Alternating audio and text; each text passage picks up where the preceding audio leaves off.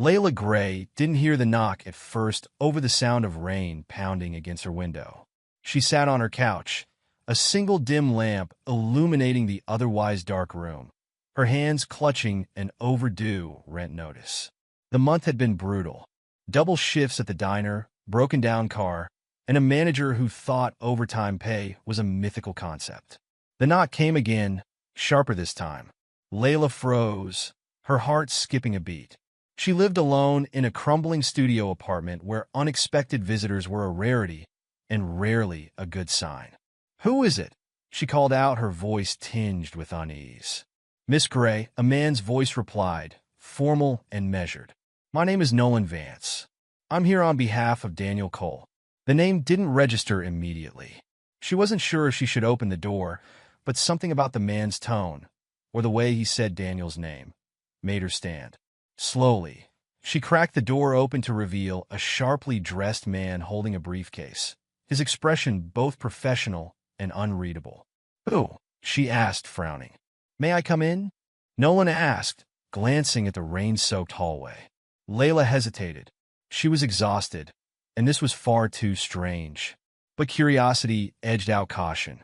She stepped aside, motioning for him to enter. "Daniel Cole," Layla repeated as Nolan took a seat at her rickety kitchen table. "I don't know anyone by that name." "You met him recently," Nolan said, opening his briefcase. "A few days ago, outside Jefferson Hospital." It clicked. The man in the wheelchair. She remembered the rain, the struggle, and the way he had quietly thanked her for a ride. "What about him?" Nolan pulled out an envelope and slid it across the table toward her. "Mr. Cole insisted this be delivered to you in person." Layla stared at the envelope, her brow furrowing. "Why?" "Because," Nolan said with a faint smile, "your kindness meant more to him than you realize." Layla hesitated, her fingers trembling slightly as she opened the envelope. Inside was a letter, written in neat, deliberate handwriting, and a check that made her blink in disbelief. "Wait, is this a joke?" she asked, her voice rising. "This can't be real." "I assure you it is," Nolan replied calmly. "Mr. Cole has entrusted this to you as a gesture of gratitude." "Gratitude?" she echoed, her voice nearly breaking. "I gave him a ride. That's it." Nolan's expression softened. "To you, it may have been a small thing. To him, it was life-changing." Layla's fingers tightened around the check as the numbers stared back at her. Far more than she'd ever seen in her life. She felt a sharp pang in her chest, a mix of shock, confusion, and guilt. This has to be a mistake," she stammered, sliding the check back toward Nolan. "I don't deserve this. I didn't do anything." Nolan leaned back slightly, his calm demeanor unwavering. "Miss Gray, Mr. Cole specifically chose you. It's not about what you did. It's about who you are." Layla's laugh was bitter, her exhaustion and frustration bubbling to the surface. "Who I am? I'm nobody. I'm drowning in bills, my car's falling apart, and my manager treats me like a doormat. You got the wrong person." Nolan's eyes softened. "Mr. Cole doesn't think so. This isn't charity, Miss Gray. It's gratitude. He wanted you to have a chance to change your life, the way you unknowingly changed his." Layla stared at the letter again, the words blurring as her emotions churned. Daniel had written about how invisible he felt, how her small act of kindness had reminded him that he mattered. She felt the weight of his trust pressing on her, heavy and humbling. "I need time to think about this," she murmured finally. Nolan nodded. "Of course, but Mr. Cole's health is fragile. If you have questions or wish to speak with him, I suggest you do so soon." With that, Nolan stood, collecting his briefcase. As he left, Layla sat frozen at the table, staring at the check and wondering how a single moment had led to this. The next morning, Layla's routine felt surreal. The cramped diner where she worked seemed even dingier than usual, the voices of customers fading into the background as her mind replayed the previous night. By the time she dragged herself home that evening, her body ached, and her thoughts hadn't settled. She was about to collapse onto her couch when her phone buzzed. The number was unfamiliar, and for a moment, she considered ignoring it. But something made her pick up. "Miss Gray?" a faint voice asked. "Yes," she replied cautiously. "This is Daniel Cole." Layla's breath caught. I wasn't expecting. How did you get my number? Nolan, he said simply, a trace of humor in his tone. I hope you don't mind. No, it's just, I don't know what to say. You don't have to say anything, Daniel said gently. I just wanted to thank you. Again, Layla sank onto her couch, the fatigue of the day catching up with her. I don't understand why you're doing this. I gave you a ride. That's all. To you, it was nothing, Daniel replied, his voice tinged with something she couldn't quite place. But to me, it was everything. I've spent years feeling like a burden, like I don't matter. That day, you reminded me that kindness still exists, even when people don't have much to give. Layla's throat tightened. But I didn't do anything special. Sometimes, the smallest gestures mean the most, Daniel said. They spoke for a few more minutes, his words quiet but heartfelt. By the time the call ended, Layla felt a strange sense of warmth, along with the growing weight of the decision she needed to make. 3 days later, Layla found herself standing outside Jefferson Hospital, her nerves fraying with every second. She called Nolan to arrange the visit, unsure of what to expect, but feeling compelled to meet Daniel in person. The receptionist directed her to his room, and with a deep breath, she knocked softly on the door. Come in, Daniel's voice called faintly. Layla stepped inside, her eyes immediately landing on the man she'd only glimpsed briefly before. He was pale, his body thin and frail, but his smile was warm and genuine. Layla, he said, his eyes lighting up, I'm glad you came. She offered a nervous smile as she approached his bedside. I needed to see you. I still don't understand why you do all of this for me.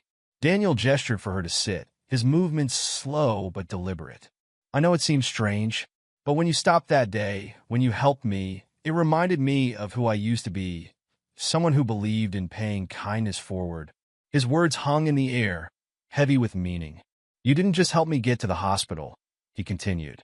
You gave me a moment of dignity, a reminder that I wasn't invisible. And I wanted to give that back to you.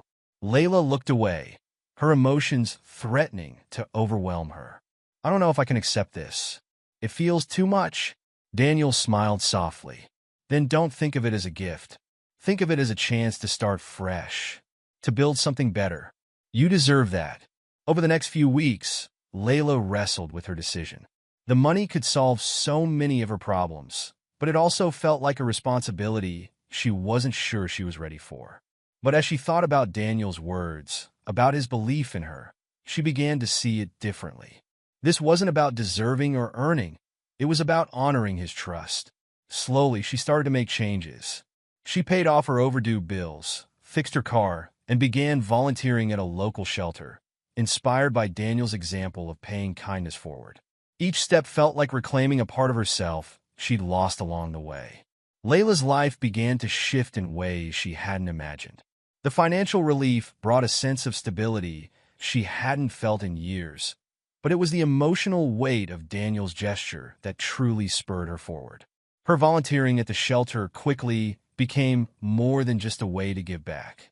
It was a place where she connected with others who, like her, had once felt unseen and forgotten. Over time, she became a vital part of their community, organizing food drives, coordinating donations, and listening to stories that reminded her how powerful even the smallest acts of kindness could be. But not everything came easily. At the diner, whispers started circulating among her coworkers. A few had noticed her fixed car, her lighter demeanor, and the subtle but noticeable improvement in her wardrobe.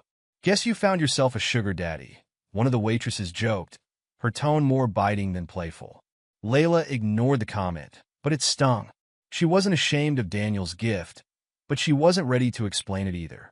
How could she make them understand that this wasn't about money? It was about hope. One day, as Layla was finishing her shift, a man walked into the diner and sat at the counter. He was tall, with sharp features and an air of confidence that set him apart from the usual crowd. "Coffee black," he said, flashing her a polite smile. Layla poured the coffee, her curiosity piqued. "First time here?" He nodded. "I heard about this place from someone who said you make the best pie in town." Layla smirked. "We might. Depends on who told you." The man chuckled. "Nolan Vance." Her hand froze mid-pour, her heart skipping a beat. You know Nolan? Yes. I'm a friend of Daniel's. He extended a hand. Jordan Price. Layla hesitated before shaking it. Layla Gray. What brings you here? Jordan's expression softened. Daniel asked me to check in on you. He's been talking about you a lot lately. Layla felt a warmth in her chest, though it was tempered by concern. How's he doing? Jordan's smile faltered. He's hanging in there, but his condition's getting worse. The words hit her harder than she expected. She had only met Daniel once since that first encounter, but the bond they'd formed in such a short time felt profound. I want to see him, she said quietly. Good, Jordan replied. He liked that. Layla visited Daniel the following week, bringing along a small potted plant she'd picked up from a local shop. It wasn't much, but she wanted to brighten his hospital room. When she walked in, Daniel's face lit up. He looked thinner than before, his skin paler, but his smile was as warm as ever. Layla, he said, his voice weak but filled with genuine joy. She set the plant on the windowsill and pulled a chair to his bedside. I figured this place could use a little life. Daniel chuckled softly. You've already brought plenty of that. They talked for hours about everything and nothing. Layla told him about her work at the shelter, the new friendships she was forming, and how much his gift had changed her perspective. Daniel listened intently, his eyes filled with pride. I knew you'd do something amazing, he said. I just needed to give you the chance. Layla felt tears prick at her eyes. You've done more for me than I can ever repay. You've already repaid me, Daniel replied, just by being who you are. As Layla's life continued to improve, she couldn't escape the memories of her struggles.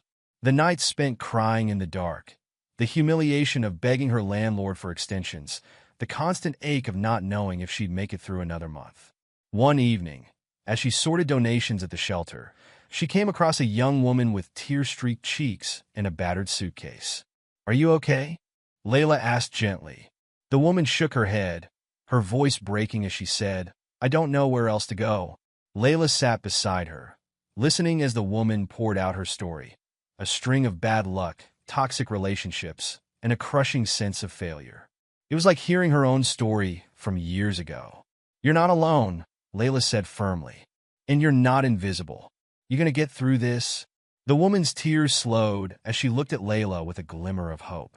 That night, Layla realized that Daniel's kindness had created a ripple effect. His gesture had changed her life, and now she was in a position to do the same for others. A month later, Layla received a call from Jordan. Daniel's condition had worsened, and he had been moved to hospice care.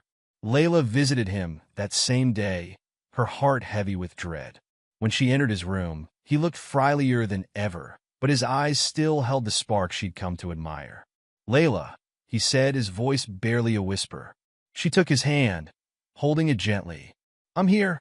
Daniel smiled faintly. I have one last request. Layla's throat tightened. Anything. Keep making the world a little brighter, he said. Promise me? Tears streamed down her face as she nodded. I promise. Daniel passed away a few days later, leaving Layla with a profound sense of loss and an even stronger determination to honor his legacy. She continued her work at the shelter, expanding their programs and becoming a voice for those who felt unseen. The small house Daniel had left her became a sanctuary for people in need, a place where kindness and second chances thrived. Through her efforts, Layla saw firsthand how one act of kindness could ripple outward, touching countless lives. And every time she felt doubt creeping in, she remembered Daniel's smile, his unwavering belief in her, and the promise she'd made.